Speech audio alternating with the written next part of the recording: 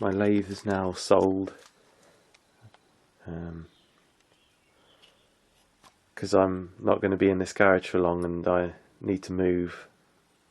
So when I get to where I'm going, my new place, then I'll have to get a smaller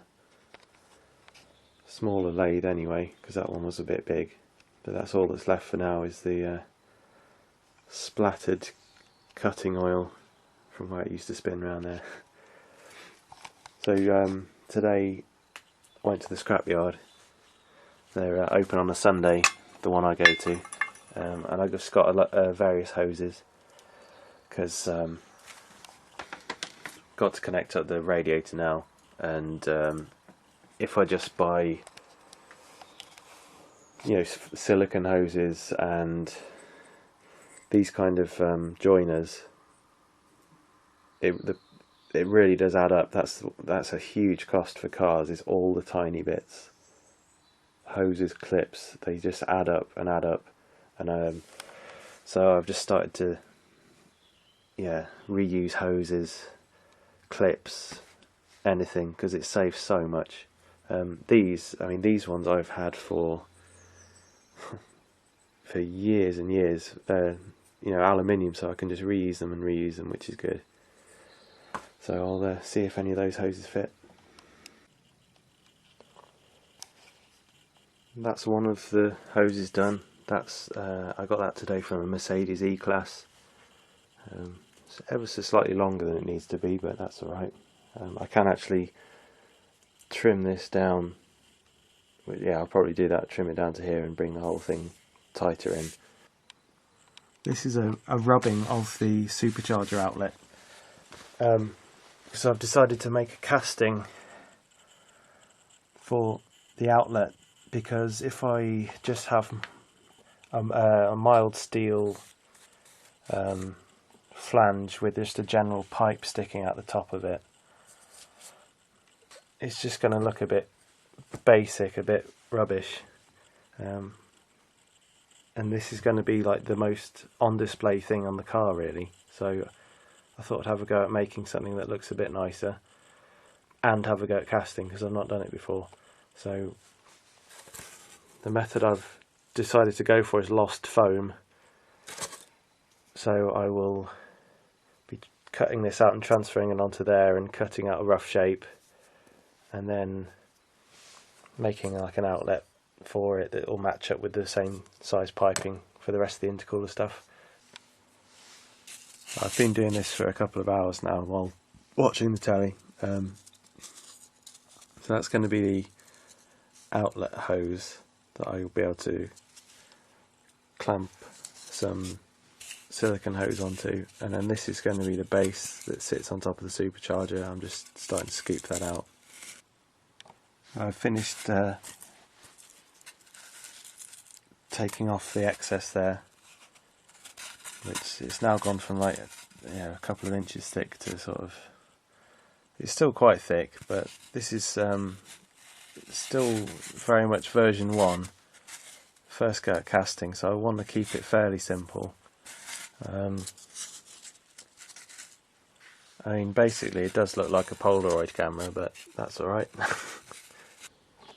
Just gathering everything I need for the casting. I've got my charcoal, sand, water spray bottle, cheap hairdryer, the bits I want to cast, the bentonite, and then for the crucible I was going to use a welding gas cylinder, because these are quite thick walled, they're about 3mm. But getting things to fit in there, they'll need a lot more chopping up than if I use some just larger diameter pipe. So I'm just going to get a plate of like 4mm steel and weld that on there, and then I can weld some hooks on, or some sort of arrangement so I can lift it up. So I'll get on that now. I've mixed the sand with the bentonite, and I have about halfway through putting the foam piece in, packing it all in as tight as I can, and then I'll be putting a riser in, for the aluminium to flow in there. So next time I film I'll be outside with the charcoal going, so back in a minute. Yeah, this is my setup. Cheap hairdryer, silicone hose, long bit of steel, container. I've got an old barbecue grill in the bottom, and then that's my crucible. It's a really thick walled tubing. I've welded a tube on there so I can get a bar, slide a bar through it, and I've got a hook on the bottom. Here's all my aluminium bits. I quickly welded up. This is the top of a disposable gas cylinder that had already been cut. Welded on that to make a slag ladle, and then this is the bits ready to pour. You can just see the foam sticking there, and I've put sand into like a bowl so that it'll all flow into the middle of each container. So that's just on wood at the moment, just getting it warm, and then I'll put the charcoal on. It's been about 20 minutes and I've nearly got through all my aluminium and charcoal, so I'm just going to let this, what I've got left, melt down.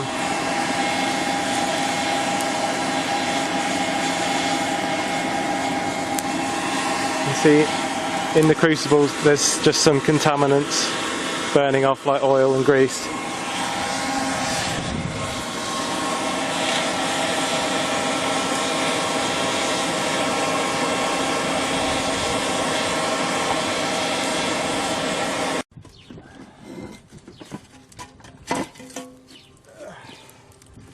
Yeah, that's hot, that's heavy.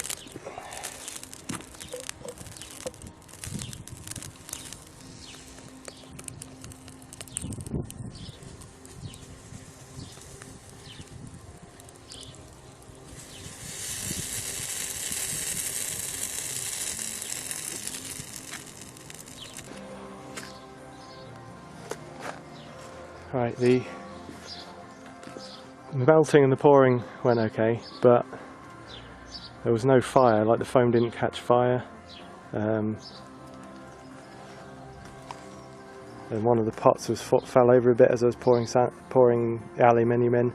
The smelting side of things went well, so I'll have to wait and see. I'm not got high hopes about this at all. Yeah, as I thought, it didn't come out so well. You can see the basic shape is there, and some bits, like the sides, came out okay. Obviously not enough metal flowed into the tube area, and then way too much around here. Here's the crucible I made, which you can see now. Very simple. That's a hook off a jack. Some of this combined with a big steel rod to lift it, and it was easy to pour, and it holds a lot. And then that was the furnace. Again, dead simple. The tube's not even welded in there, it's just stuck through a hole. So lots learnt from that. I've just had a second attempt later in the day, this time on a much smaller scale, which I should have done to begin with. And this time, instead of using, see, I'm not too sure on the technical terms, like the riser and the feeder, instead of using foam cores to go down to the part, this time I used wooden sticks and took them out this time, and so I can just pour straight into a hole. And this time I poured it in, there was a flash of like fire and smoke, and then it was feeding in really nicely, and then the aluminium came up out the second hole. So, and also I packed the sand in much tighter, so I'm hoping, well, I'm sure it'll be better than before. So this is it after it's been knocked out of the box. It's definitely come out a hell of a lot better than the first time. You can actually see quite a defined shape, and you can see the where it's poured in. That's come out really nicely, although obviously I don't need to keep that bit.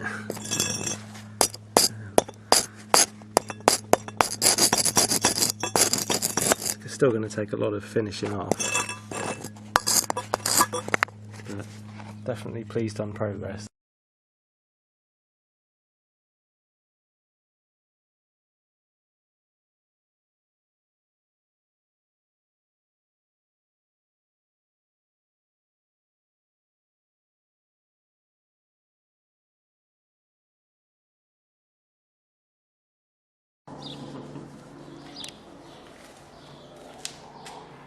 Right, here is Puny the ZX back from Italy for a week,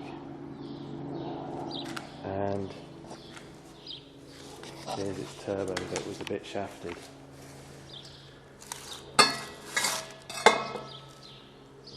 Yeah. How many miles were you away from the UK?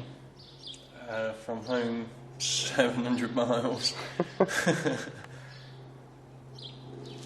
So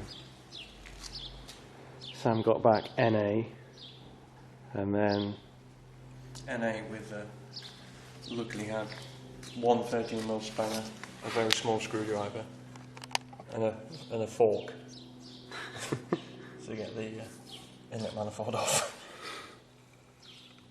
So it had K14, and the other turbo options at the moment are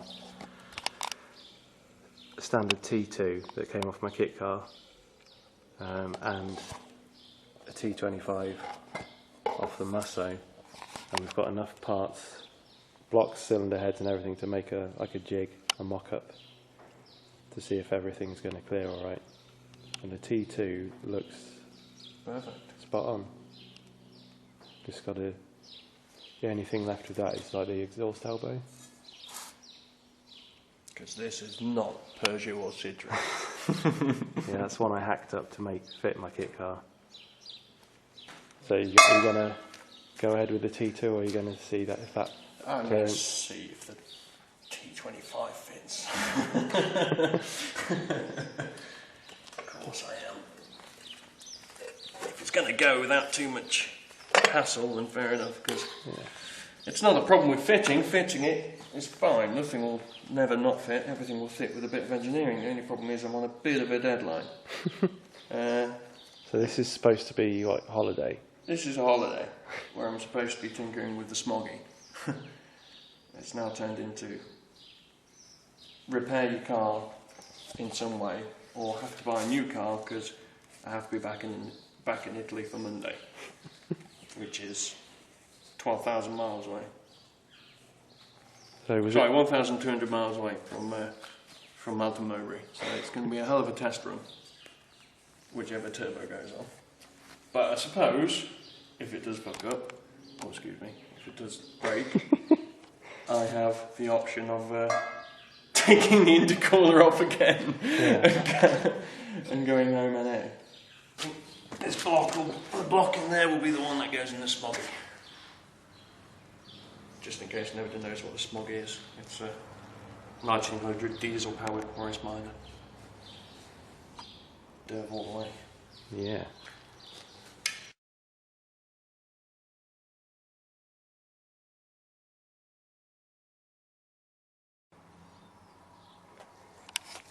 In the last few days I've made this supercharger outlet, which, yeah, I tried to cast it but that failed.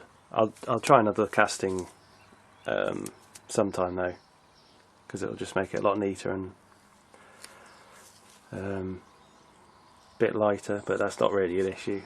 So this is just mild steel bent round a disposable welding bottle, and then this is a Citroën Xantia inlet manifold flange.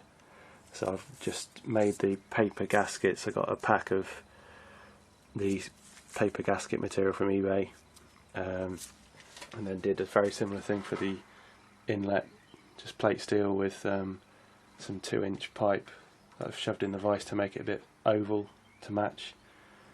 And then, yeah, this is all temporary pipe work. This is just some 2-inch stainless steel bends from the turbo, and then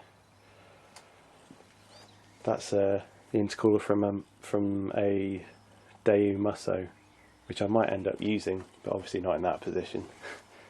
So yeah, I've not started it like this yet, so I'll give it a go.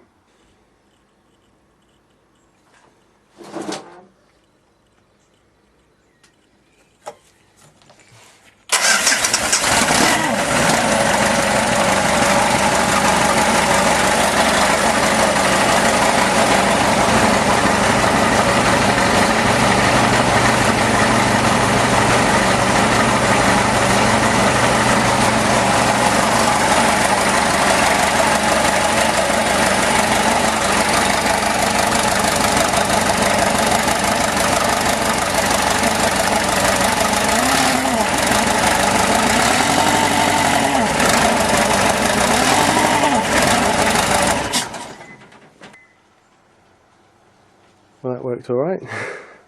Yeah, I was getting about 3 psi at idle.